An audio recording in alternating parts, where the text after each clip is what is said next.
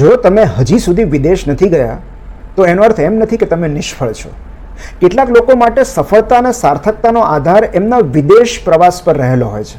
મતલબ કે જો તેઓ યુરોપમાં રજાઓ માણે છે, પેરિસમાં ફોટા પડાવે છે અને અવારનવાર અમેરિકા જાય છે તો એ તેમની સૌથી મોટી લાયકાત અને લાક્ષણિકતા બની જાય છે. અને જે લોકો ભારતની બહાર જ નથી નીકળ્યા તેઓ અબૂધ, અવિકસિત, નિષ્ફળ કે શૂન્ય છે.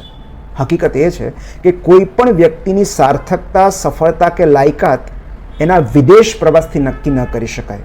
આપણા પપ્પા, દાદા કે પરદાદાએ પોતાનું આખું જીવન એક નાનકડા ગામડા કે શહેરમાં વિતાવી દીધેલું, તો શું એનાથી એમની લાયકાત ઓછી થઈ ગઈ? કુટુંબની જવાબદારીમાં, નોકરી, કામ, ખેતી કે અન્ય કોઈ સામાજિક કે આર્થિક કારણોસર ધારો કે કોઈ વ્યક્તિ પોતાના ગામ, શહેર, રાજ્ય કે દેશની બહાર નથી નીકળી શકતી, તો શું એ વ્યક્તિ નિષ્ફળ છે?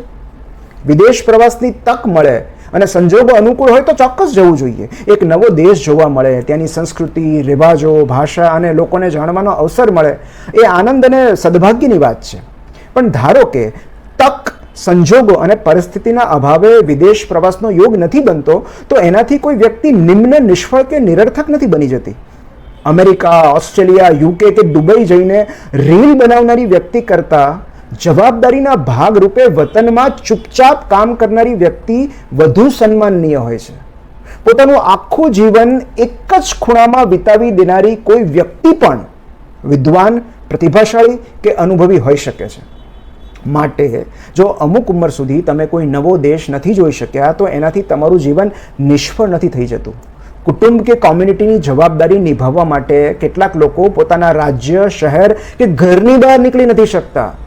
એમનું જીવન પણ એટલું જ સાર્થક અને સફળ છે જેટલું દુનિયાના 30 દેશ ફરી આવનાર કોઈ પ્રવાસીનું. જીવનની સાર્થકતા આપણી ઉપયોગિતાથી નક્કી થાય છે, આપણા પ્રવાસથી નહીં.